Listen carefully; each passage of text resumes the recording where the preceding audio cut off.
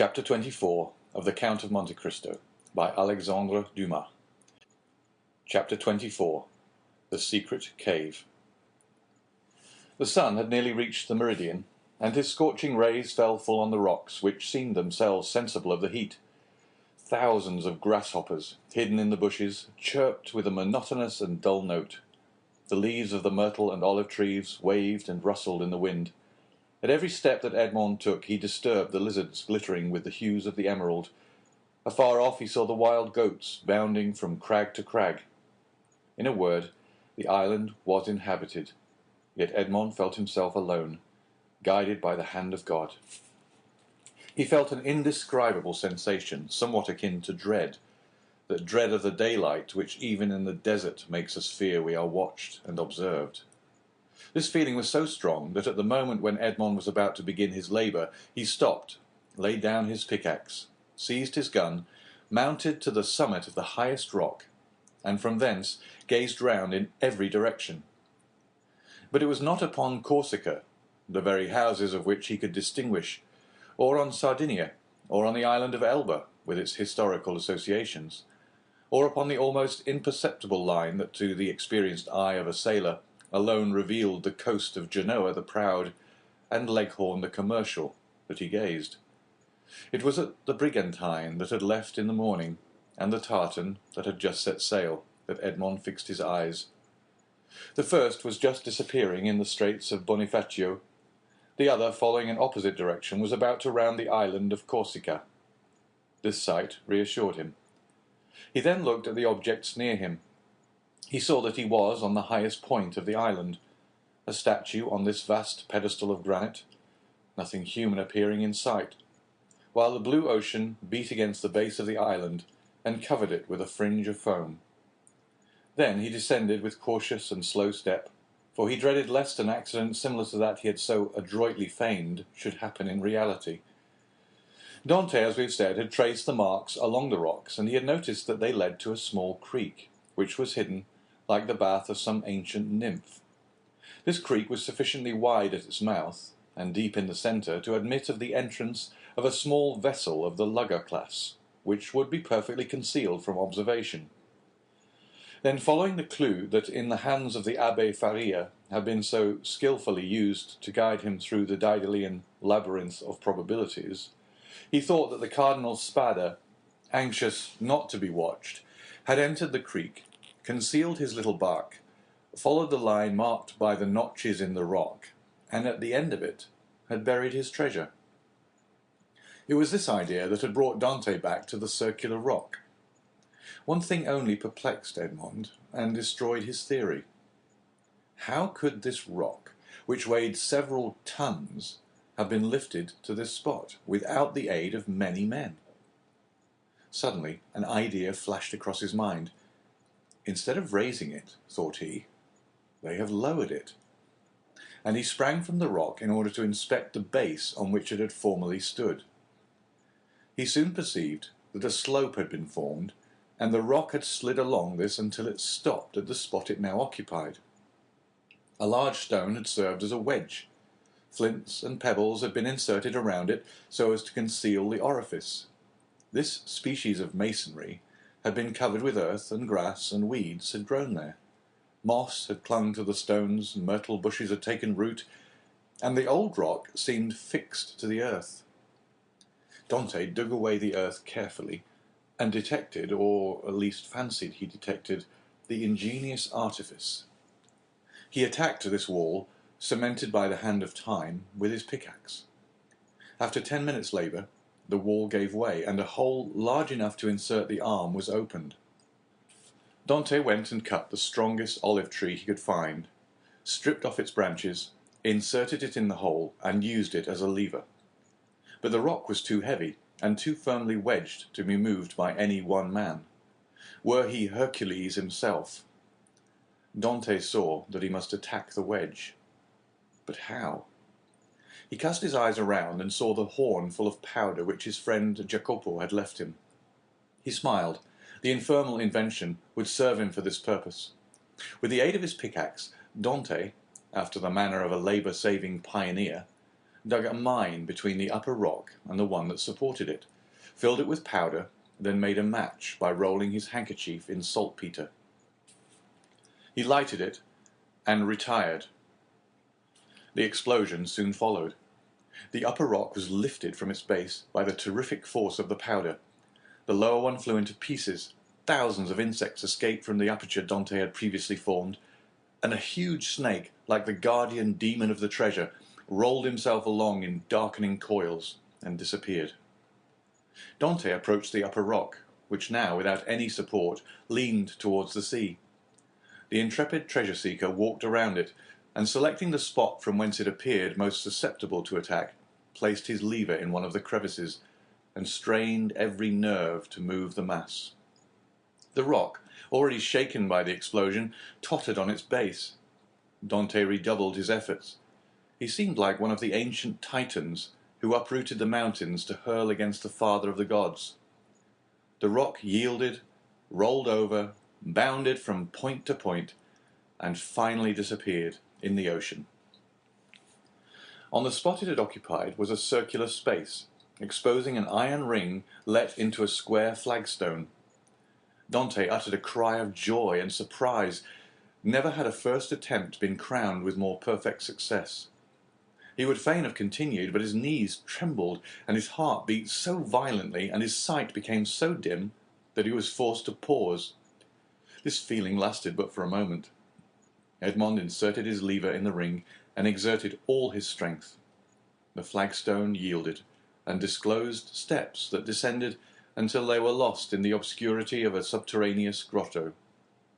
Anyone else would have rushed on with a cry of joy. Dante turned pale, hesitated, and reflected. "Come," said he to himself, "be a man. I am accustomed to adversity. I must not be cast down by the discovery that I have been deceived. What then would be the use of all I have suffered? The heart breaks when, after having been elated by flattering hopes, it sees all its illusions destroyed. Faria has dreamed this. The Cardinal Spada buried no treasure here, but perhaps he never came here, or if he did, Cesar Borgia, the intrepid adventurer, the stealthy and indefatigable plunderer, has followed him, discovered his traces, pursued them as I have done, raised the stone, and descending before me, has left me nothing." He remained motionless and pensive, his eyes fixed on the gloomy aperture that was open at his feet. "Now that I expect nothing, now that I no longer entertain the slightest hopes, the end of this adventure becomes simply a matter of curiosity." And he remained again motionless and thoughtful. "Yes, yes, this is an adventure worthy a place in the varied career of that royal bandit. This fabulous event formed but a link in a long chain of marvels. Yes, Borgia has been here, a torch in one hand, a sword in the other, and within 20 paces, at the foot of this rock, perhaps 2 guards kept watch on land and sea while their master descended, as I am about to descend, dispelling the darkness before his awe-inspiring progress." "But what was the fate of the guards who thus possessed his secret?" asked Dante of himself. "The fate," replied he, smiling, "of those who buried Alaric." Yet he had come, thought Dante. He would have found the treasure, and Borgia, he would have compared Italy to an artichoke, which he would devour leaf by leaf, knew too well the value of time to waste it in replacing this rock. I will go down. Then he descended, a smile on his lips, and murmuring that last word of human philosophy, "Perhaps." But instead of the darkness and the thick and mephitic atmosphere he had expected to find, Dante saw a dim and bluish light, which, as well as the air, entered not merely by the aperture he had just formed, but by the interstices and crevices of the rock which were visible from without, and through which he could distinguish the blue sky and the waving branches of the evergreen oaks and the tendrils of the creepers that grew from the rocks. After having stood a few minutes in the cavern, the atmosphere of which was rather warm than damp, Dante's eyes, habituated as it was to darkness, could pierce even to the remotest angles of the cavern, which was of granite that sparkled like diamonds. "Alas," said Edmond, smiling, "These are the treasures the cardinal has left, and the good abbé, seeing in a dream these glittering walls, has indulged in fallacious hopes." But he called to mind the words of the will which he knew by heart. "In the farthest angle of the second opening," said the cardinal's will. He had only found the first grotto. He had now to seek the second. Dante continued his search. He reflected that his second grotto must penetrate deeper into the island. He examined the stones and sounded one part of the wall where he fancied the opening existed, masked for precaution's sake. The pickaxe struck for a moment with a dull sound that drew out of Dante's forehead large drops of perspiration. At last it seemed to him that one part of the wall gave forth a more hollow and deeper echo.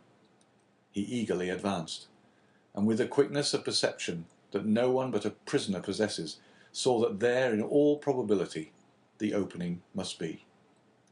However, he, like Cesar Borgia, knew the value of time, and in order to avoid fruitless toil, he sounded all the other walls with his pickaxe, struck the earth with the butt of his gun, and finding nothing that appeared suspicious, returned to that part of the wall whence issued the consoling sound he had before heard. He again struck it, and with greater force. Then a singular thing occurred. As he struck the wall, pieces of stucco similar to that used in the groundwork of arabesques broke off and fell to the ground in flakes, exposing a large white stone.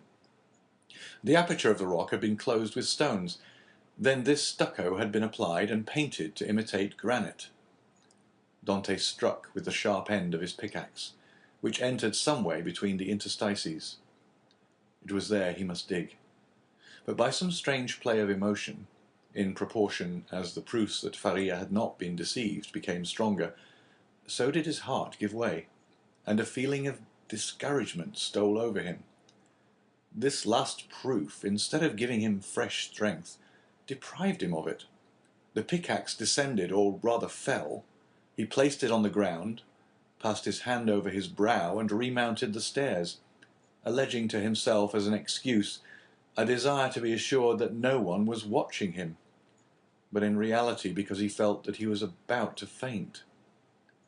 The island was deserted, and the sun seemed to cover it with its fiery glance. Afar off, a few small fishing boats studded the bosom of the blue ocean. Dante had tasted nothing, but he thought not of hunger at such a moment. He hastily swallowed a few drops of rum, and again entered the cavern. The pickaxe, that had seemed so heavy, was now like a feather in his grasp. He seized it and attacked the wall. After several blows he perceived that the stones were not cemented, but had been merely placed one upon the other and covered with stucco. He inserted the point of his pickaxe, and using the handle as a lever, with joy soon saw the stone turn as if on hinges, and fall at his feet. He had nothing more to do now, but with the iron tooth of the pickaxe to draw the stones towards him one by one. The aperture was already sufficiently large for him to enter, but by waiting he could still cling to hope and retard the certainty of deception. At last, after renewed hesitation, Dante entered the second grotto. The second grotto was lower and more gloomy than the first. The air that could only enter by the newly formed opening had the mephitic smell Dante was surprised not to find in the outer cavern. He waited in order to allow pure air to displace the foul atmosphere, and then went on. At the left of the opening was a dark and deep angle, but to Dante's eyes there was no darkness. He glanced around his second grotto. It was like the first, empty. The treasure, if it existed, was buried in this corner. The time had at length arrived. 2 feet of earth removed, and Dante's fate would be decided. He advanced toward the angle, and summoning all his resolution, attacked the ground with the pickaxe. At the 5th or 6th blow, the pickaxe struck against an iron substance. Never did funeral knell, never did alarm bell produce a greater effect on the hearer. Had Dante found nothing, he could not have become more ghastly pale. He again struck his pickaxe into the earth, and encountered the same resistance, but not the same sound. "It is a casket of wood, bound with iron," thought he. At this moment a shadow passed rapidly before the opening. Dante seized his gun, sprang through the opening and mounted the stair. A wild goat had passed before the mouth of the cave and was feeding at a little distance. This would have been a favourable occasion to secure his dinner, but Dante feared lest the report of his gun should attract attention. He thought a moment, cut a branch of a resinous tree, lighted it at the fire at which the smugglers had prepared their breakfast, and descended with this torch. He wished to see everything. He approached the hole he had dug, and now, with the aid of the torch, saw that his pickaxe had in reality struck against iron and wood. He planted his torch in the ground and resumed his labour. In an instant, a space 3 feet long by 2 feet broad was cleared, and Dante could see an oaken coffer, bound with cut steel. In the middle of the lid he saw engraved on a silver plate, which was still untarnished, the arms of the Spada family, viz., a sword, pale, on an oval shield like all the Italian armorial bearings, and surmounted by a cardinal's hat. Dante easily recognized them. Faria had so often drawn them for him. There was no longer any doubt. The treasure was there. No one would have been at such pains to conceal an empty casket. In an instant he had cleared every obstacle away, and he saw successively the lock, placed between 2 padlocks, and the 2 handles at each end, all carved as things were carved at that epoch, when art rendered the commonest metals precious. Dante seized the handles and strove to lift the coffer. It was impossible. He sought to open it. Lock and padlock were fastened. These faithful guardians seemed unwilling to surrender their trust. Dante inserted the sharp end of the pickaxe between the coffer and the lid, and pressing with all his force on the handle, burst open the fastenings. The hinges yielded in their turn and fell, still holding in their grasp fragments of the wood, and the chest was open. Edmond was seized with vertigo. He cocked his gun and laid it beside him. He then closed his eyes as children do in order that they may see in the resplendent night of their own imagination more stars than are visible in the firmament. Then he reopened them and stood motionless with amazement. 3 compartments divided the coffer. In the first blazed piles of golden coin. In the second were ranged bars of unpolished gold, which possessed nothing attractive save their value. In the third, Edmond grasped handfuls of diamonds, pearls, and rubies, which as they fell on one another sounded like hail against the glass. After having touched, felt, examined these treasures, Edmond rushed through the caverns like a man seized with frenzy. He leapt on a rock from whence he could behold the sea. He was alone with these countless, these unheard-of treasures. Was he awake, or was it but a dream? He would have fain have gazed upon his gold, and yet he had not strength enough. For an instant he leaned his head in his hands as if to prevent his senses from leaving him, and then rushed madly about the rocks of Monte Cristo, terrifying the wild goats and scaring the sea-fowls with his wild cries and gestures. Then he returned, and still unable to believe the evidence of his senses, rushed into the grotto, and found himself before this mine of gold and jewels. This time he fell on his knees, and clasping his hands convulsively, uttered a prayer intelligible to God alone. He soon became calmer and more happy, for only now did he begin to realize his felicity. He then set himself to work to count his fortune. There were 1,000 ingots of gold, each weighing from 2 to 3 pounds. Then he piled up 25,000 crowns, each worth about 80 francs of our money, and bearing the effigies of Alexander VI and his predecessors.